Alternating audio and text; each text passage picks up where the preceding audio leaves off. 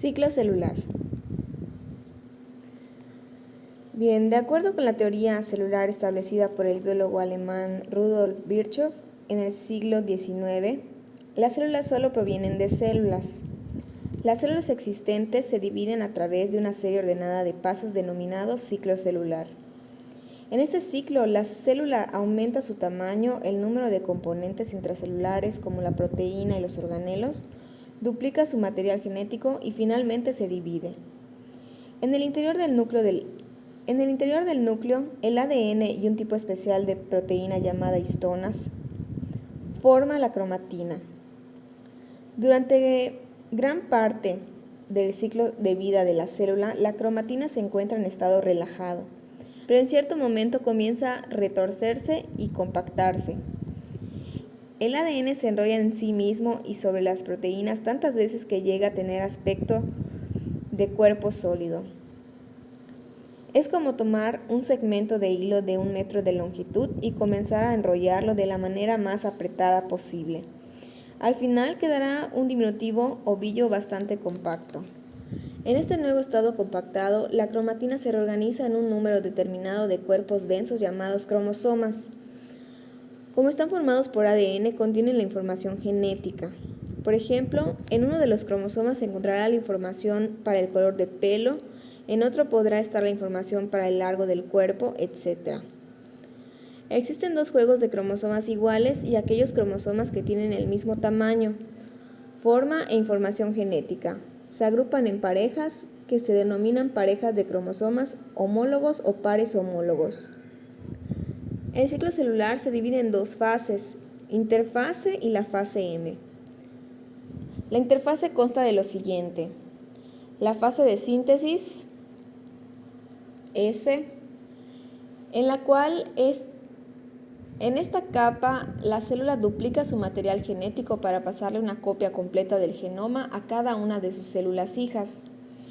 La fase G1 y G2, que se encuentran entre la fase S y M de cada ciclo, están estas dos fases denominadas intervalos, en las cuales la célula está muy activa metabólicamente, lo cual le permite incrementar su tamaño, aumentando el número de proteínas y organelos.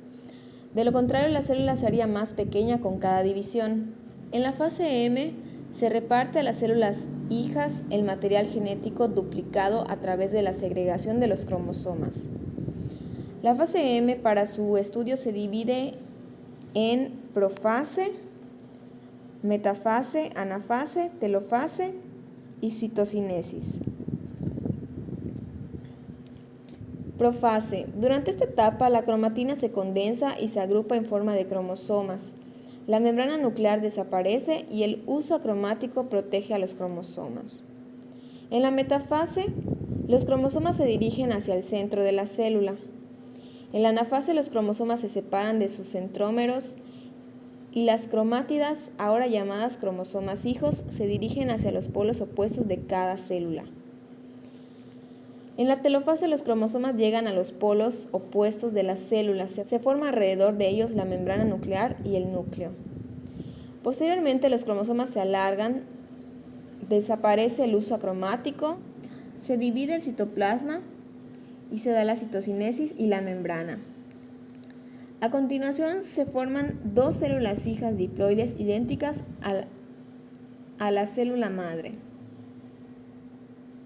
Cuando ya no se requieren más células, estas entran en un estado denominado G0, en el cual abandonan el ciclo celular y entran a un periodo de latencia, lo cual significa que entran en reposo, ya que estas células presentan un metabolismo activo, pues si estas células reciben el estímulo adecuado, abandonan el estado G0 y entran a la G1.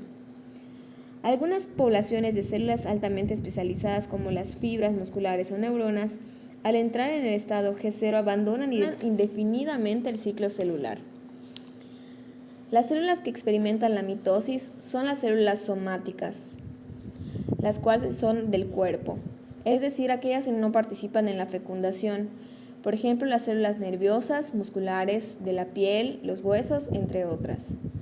A diferencia de la mitosis, las células que experimentan la meiosis son las células sexuales, el óvulo y el espermatozoide.